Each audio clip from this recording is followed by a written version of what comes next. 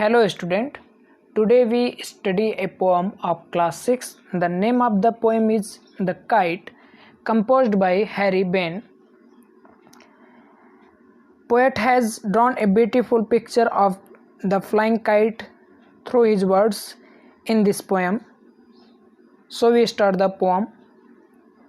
How bright on the blue is a kite when it's new. On the blue का means होता है आसमान में। कितनी चमकती है आसमान में जब एक पतंग नई होती है। मीन्स जब एक पतंग नई होती है तो यह नीले आसमान में कितनी चमकती है। With a dive and a deep it snaps its tail. जब यह डाइव और डीप करती है मतलब गोता लगाती है, झुककर या ऊपर की ओर जाती है, तो अपनी पूंछ से स्नैप्स करती है। स्नैप्स मीन्स सरसराहट की आवाज़ उत्पन्न करती है। Then soar like a ship. Soar means आगे बढ़ जाना, तेजी से आगे बढ़ जाना।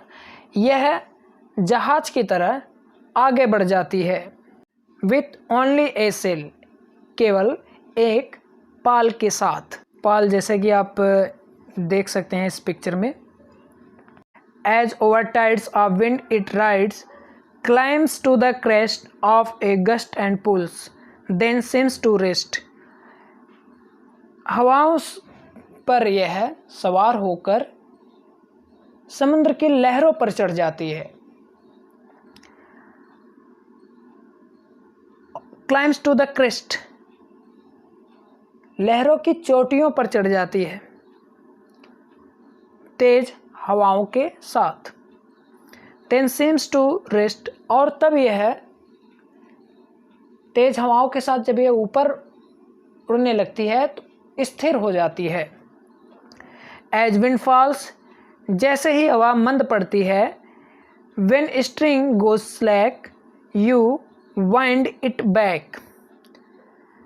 स्लैक मीन्स ढीला पड़ जाना। वाइंड, विंड और वाइंड स्पेलिंग दोनों की सेम है पर प्रोनाउंसिएशन डिफरेंस है। यहाँ वाइंड का मतलब होगा रैप करना, मीन्स लपेटना। जब हवा धीमी पड़ जाती है तो आप इसे वापस इसके धागे को लपेटने लगते हैं। And run until a new breeze blows, और फिर मंद गति से हवा बहने लगती है। And its wings feel and goes and up it goes, और इसके पंख महसूस करते हैं और यह फिर ऊपर की ओर उड़ने लगती है। How bright on the blue is a kite when it's new. जब एक नई पतंग नीले आसमान में होती है तो यह कितनी चमकती है। But a regular thing you never will see, लेकिन एक चीज़ जो फटे पुराने या इसकी विषम परिस्थिति में होती है आप कभी नहीं देखोगे। When it flaps on a string in the top of a tree, जब इसका धागा पेड़ की ऊंचाई में फंस जाता है और यह फड़फड़ाने लगती है।